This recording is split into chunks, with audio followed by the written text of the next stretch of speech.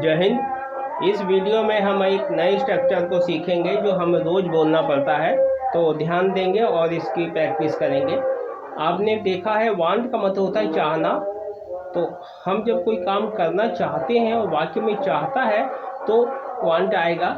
बनाते कैसी आपको पता है, जैसे जैसे लिखा है वैसे ही आपको स्ट्रक्चर, इस तरीके के स्ट्रक्चर को ऐसे बनाने चाहने वालों से चाहता हूँ। तो यह देखते हैं। If you want to live here, अगर तुम यहाँ रहना चाहते हो। ध्यान दें, सभी वाक्य जो है चाहते से ही बनेंगे यहाँ तक वाले। If you want to live here, अगर तुम यहाँ रहना चाहते हो। If you want to live in this house, अगर तुम इस घर में रहना चाहते हो। If you want to work in this company, अगर तुम इस कंपनी में काम करना चाहते हो। If you want to study in this school, अगर तुम इस स्कूल में पढ़ना चाहते हो।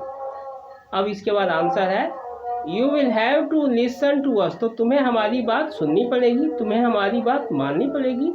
इसके बाद यहाँ दो है, ये रेखा इसके साथ आएगी। You will have to do whatever we say, तुम्हें हम जो भी कहेंगे तुम्हें मानना पड़ेगा। इसका ये हो गया। इसी वाक्य को हम दूसरे तरीके से भी कह सकते हैं, जैसे if you want to work, अगर तुम काम करना चाहते हो। डू इट प्रॉपरली, तो सही से करो। If you want to study then study properly, अगर तुम पढ़ना चाहते हो तो सही से पढ़ो। If you want to do your work then do your work properly, अगर तुम अपना काम को करना चाहते हो तो सही से करो। अदरवाइज रिफ्यूज इट, नहीं तो उसको मना कर दो। ऐसे भी बोलते हैं। उसके बाद दूसरे तरीके से भी बोलते हैं। If you are eating it properly, अगर तुम खाना खा रहे हो तो सही से खाओ। इफ़ यू आर टॉकिंग, अगर तुम बात कर रहे हो तो डू इट प्रॉपरली, तो सही से करो। ध्यान देना, ये टेंस की वजह से है जी, हमें कब ता लगाना है कब राह नहीं लगाना है, ये टेंस की वजह से आता है। और किसी दूसरे तरीके से भी बोल सकते हैं, जैसे बोलते हैं कोई बहाना बना रहा है तो कहें why are you making excuses, तुम बहाने क्यों बना रहे हो। वाई आर यू फूलिंग, तुम बेवकूफ़ क्यों बना रहे हो। Why are you passing time, तुम समय क्यों पास कर रहे हो। और भी कई तरीके से बोल सकते हैं, जैसे you will have to follow the rules we make, तुम्हें उन नियमों का पालन करना पड़ेगा जो हमने बनाए हैं। You will have to accept our terms and conditions, तुम्हें हमारी शर्तें माननी पड़ेगी। उसके बाद होता है यू विल नॉट एग्री, तुम बाद में मना मत कर देना कि मैं सहमत नहीं हूँ। उसके बाद होता है you will listen to us, तुम्हें हमारी बात सुननी पड़ेगी या तुम हमारी बात सुनोगे। You will not ask us any questions, तो हमसे कोई सवाल नहीं पूछोगे। इस तरीके से भी हम वाक्य को यहाँ पर बोल सकते हैं। इसकी अपेक्षा दूसरे तरीके से जो हमने बोला है उस तरीके से जगह कम है, इसीलिए मैं आपको नहीं लिख सका, लेकिन इसको आपको ऐसे इसको लिख लेना है। उसके अलावा फिर होता है, यहाँ तक हो गया। अब यहाँ तक, अब इसके तो आपको बोलना ही है। अब इसका जवाब क्या हो गया, यू विल नॉट। अब ये गौ वाले वाक्य हैं, यहाँ तक सारे सभी में गौ आएगा। जैसे you will not do any work without asking me, तुम कोई भी काम बिना मुझसे पूछे नहीं करोगे। या तो आस्किंग पूछे या टेलिंग बताए, तो मुझे बिना बताए कोई काम नहीं करोगे। अब इसमें ध्यान देना क्या है, यहाँ पर ये जो चीज़ है, ये वाला वाक्य पूरा रहेगा, ये वाला वाक्य पूरा रहेगा, यहाँ चेंज होगा। जैसे you will not give money to anyone without asking me, तुम किसी को भी पैसा बिना मुझे पूछे नहीं दोगे, है ना। यू विल नॉट, अब दूसरा गया, you will not borrow money from anyone, तुम बिना मुझसे पूछे किसी से भी पैसे उधार नहीं लोगे। बोरो का मतलब उधार लेना। You will not buy anything without asking me, तुम कोई भी सामान कुछ भी नहीं, तुम मुझे बिना बताए कुछ भी नहीं खरीदोगे। बाय मैंने खरीदना है, बाय में गौर लग जाएगा।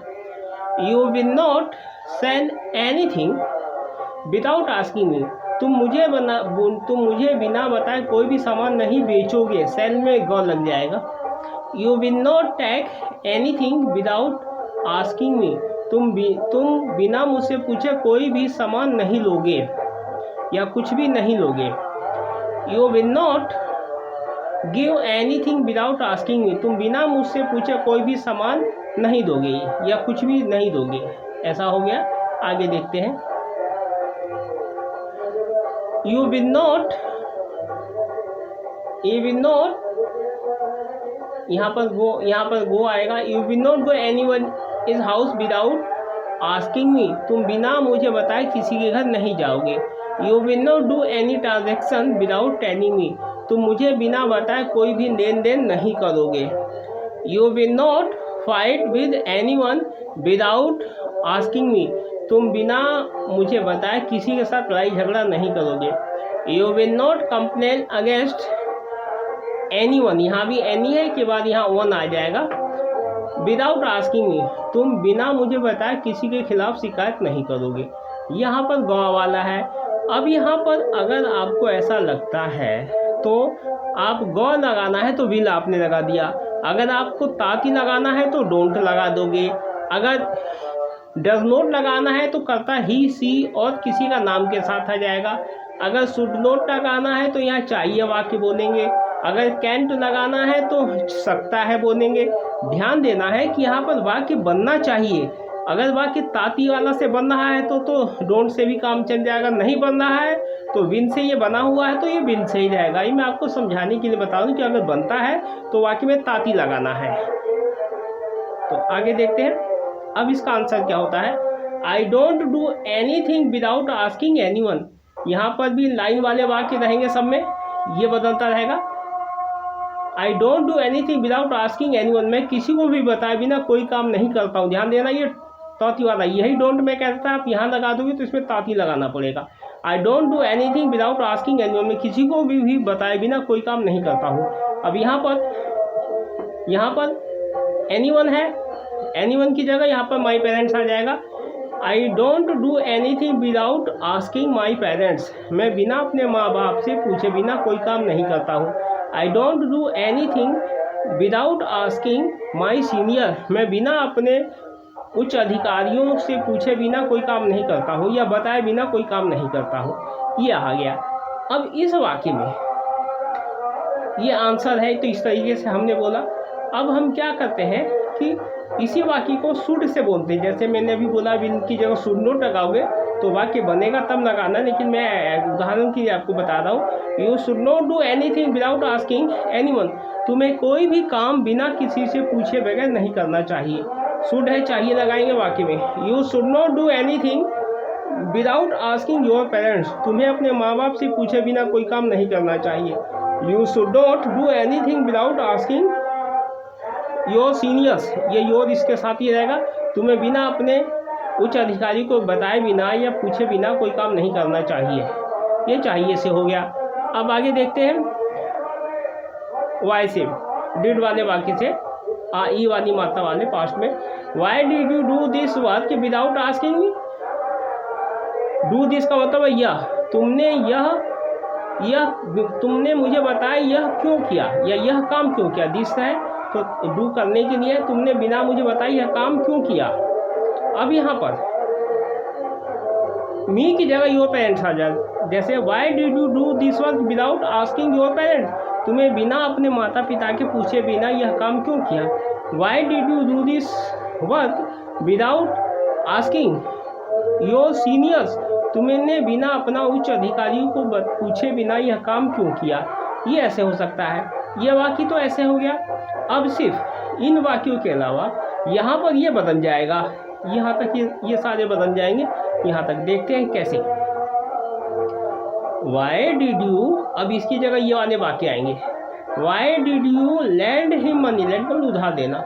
Y did you lend him money without asking me, तुमने बिना मुझसे पूछे उसे पैसे उधार क्यों दिए। Why did you borrow money from him without asking me, तुमने बिना उसको बताए, तुमने बिना मुझे बताया उससे पैसे उधार क्यों लिए। ध्यान देना है, इसकी जगह ये सारे वाक्य आएंगे। बस डू दिस वर्क की जगह ये वाले इस कोमे से इस कोमा तक के जो वाक्य वो यहाँ आएंगे। ध्यान देना है, ये दो लाइन के वाक्य आएंगे। ये 2 लाइनों वालों के वाक्य यहाँ पर आएंगे, ध्यान देना है। अब शुरू करते हैं। Why did you go there, इसकी जगह आ रहा है why did you go there, यहाँ जाएगा विदाउट आस्किंग मी, तुम बिना मुझसे पूछे वहाँ क्यों गए। Why did you go to his house without asking me, तुम बिना मुझसे पूछे उसके घर क्यों गए। Why did you fight with him without asking me, तुमने बिना मुझसे पूछे उससे लड़ाई झगड़ा क्यों किया। Why did you advise him without asking me, तुमने बिना मुझसे पूछे उसे सलाह क्यों दिया। Why did you explain to him without asking me, तुमने बिना मुझसे पूछे उसे क्यों समझाया। Y did you teach him without asking me, तुमने बिना मुझसे पूछे उसे क्यों सिखाया। वाई डिड यू, अब सेव आ रहा है, why did you save him without asking me, तुमने बिना मुझसे पूछे उसे क्यों बचाया। Y did you help him without asking me, तुमने बिना मुझसे पूछे उसे क्यों, उसकी मदद क्यों की। ध्यान देना है, जैसे यहाँ मी है वैसे यहाँ योर पेरेंट भी आ सकता है और सीनियर भी आ सकता है, इसकी जगह मेरे की जगह। आगे देखते हैं। Why did you get that mobile repaired, तुमने विदाउट आस्किंग, तुमने बिना मुझसे पूछे मोबाइल ठीक क्यों करवाया। यहाँ तक हो गया। अब आगे देखते हैं। अब इसी का आंसर है I did not do anything without asking you, यही मैंने बिना तुमसे पूछे कोई भी काम नहीं किया। ध्यान देना है, डिड की वजह से आ ई की मात्रा आ रही है वाक्य में। Why did not do anything without asking me asking him, मैंने बिना तुमसे पूछे उससे पूछे कोई काम नहीं किया। एनीथिंग मैंने कुछ नहीं किया। I don't do anything without asking my parents, मैंने बिना अपने माँ बाप के पूछे बिना कोई काम नहीं किया। I did not do anything without asking my senior officers, मैंने बिना अपने उच्च अधिकारियों को से पूछे बिना कोई काम नहीं किया। ये वाक्य हो गया। आगे देखते हैं। शुड वाले से शुड नॉट हैव, यहाँ मैंने शुड देखा, यहाँ शुड हैव देखते हैं। You should not have done anything without asking me, तुम्हें बिना मुझसे पूछे कुछ भी नहीं करना चाहिए था। शुड नॉट है नेगेटिव वाक्य नॉट की वजह से। अब यहाँ पर यू आ जाएगा you should not have done anything without asking your parents, तुम्हें बिना अपने माँ बाप के पूछे बिना कोई भी कुछ भी नहीं करना चाहिए था। यहाँ कुछ भी है anything. You should not have done anything without asking your seniors, तुम्हें बिना अपने उच्च अधिकारियों से पूछे बिना कोई काम नहीं करना चाहिए था। अब इस वाक्य में भी इस जगह डन एनीथिंग की जगह ये सारे वाक्य आ जाएंगे, एक लाइन वाले ऊपर वाले। जैसे कैसे आएंगे, you should not have done, you should not have, ये आएगा यह वाले done this, you should not have done this without asking me, तुम्हें बिना मुझसे पूछे यह नहीं करना चाहिए था। You should not have borrowed money from him without asking me, तुम्हें बिना मुझसे पूछे उससे पैसे उधार नहीं लेने चाहिए थे। You should not have made him do any work, तुम्हें विदाउट आस्किंग, तुम्हें बिना मुझसे पूछे उससे कोई भी काम नहीं करवाना चाहिए था। मेड बने करवाना। You should not have go to his house without asking me, तुम्हें बिना मुझसे पूछे उसके घर नहीं जाना चाहिए था। यहाँ तक ये हो गया, आपकी समझ में आ गया। अब आगे देखते हैं। आई एम सॉरी, मुझे खेद है, या सॉरी भी बोल सकते हो। आई मेड ए मिस्टेक, मेरे से गलती हो गई। आई मेड ए मिस्टेक, मुझसे गलती हो गई। You also made a mistake, तुमसे भी गलती हो गई है। But it does not matter, लेकिन कोई बात नहीं। अब यहाँ जगह नहीं है तो इसके आगे आप बोलेंगे, जैसे आपने बोला इट डज नॉट मैटर, कोई बात नहीं। एवरी वन मैक्स मिस्टेक, गलती हर आदमी से होती है, यह सबसे होती है। या यहाँ पर एवरी पर्सन भी लगा सकते हो। It does not matter, every person max mistake, गलती हर आदमी करता है। यहाँ तक ये वाक्य हो गया। उसके अलावा कुछ वाक्य ऐसे भी, जब हम ये सब बोलते हैं तो ऐसे वाक्य बोलते हैं, a wise man does not make mistakes again and again, एक समझदार आदमी बार बार गलती नहीं करता है। और बेवकूफ़ के लिए बोला जाएगा a stupid man makes mistake again and again. एक मूर्ख आदमी बार बार गलती करता है। ध्यान देना है इसको जब आप अभ्यास करते हैं तो इसको बोलना है और इसको पढ़ना है और इसको लिखना है। एक दूसरी चीज़ बातें और भी बोलते हैं, when a person needs work, जब एक आदमी को काम की ज़रूरत होती है। When a person needs money, जब एक व्यक्ति को पैसों की ज़रूरत होती है। ही एग्रीड टू एवरीथिंग, वो हर चीज़ को मान लेता है। जब शर्त कोई लगाई जाती है, जब उसको ज़रूरत होती है तो हर चीज़ मान लेता है।